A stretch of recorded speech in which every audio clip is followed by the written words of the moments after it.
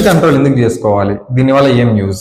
Welcome back to ఆర్నియర్ builders and developers. High quality construction అంటే foundation నుంచి finishing వరకు ఎవ్రీ స్టేజ్ లో పర్ఫెక్ట్ గా ప్లాన్ చేయడం.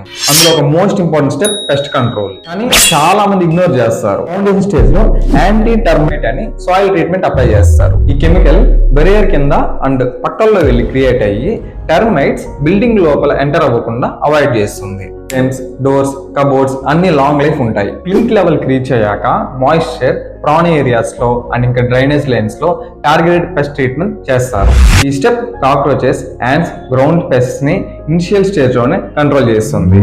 ఫినిషింగ్ కి ముందు కిచెన్స్, బాత్రూమ్స్, యూటిలిటీ ఏరియాస్ లో wall injection methods, gel baits, sealants apply చేయడం వల్ల టర్మైట్స్ అండ్ ఇన్సెక్ట్స్ ని రావడం కంట్రోల్ చేయొచ్చు. ఇవి ఫ్యూచర్ లో పెస్ట్ ఎంట్రీని బ్లాక్ చేసి హైజీన్ ని మెయింటైన్ చేస్తాయి. పెస్ట్ కంట్రోల్ ని రైట్ స్టేజ్ లో అప్లై చేయడం వల్ల స్ట్రక్చర్ డ్యూరబిలిటీ ప్రొటెక్ట్ అవుతుంది. మెయింటెనెన్స్ కాస్ట్ కూడా తగ్గుతుంది. రెసిడెంట్స్ కి సేఫ్ అండ్ కంఫర్టబుల్ ఎన్విరాన్మెంట్ ఉంటుంది. ప్రొఫెషనల్ కన్స్ట్రక్షన్ లో structural strength and pest protection equal గా ఇంపార్టెన్స్ తో ప్లాన్ చేస్తారు. దీని వల్ల ఫ్యూచర్ లో ఎలాంటి ప్రాబ్లమ్స్ రాకుండా అవాయిడ్ చేయొచ్చు. Keep watching, follow us for more updates.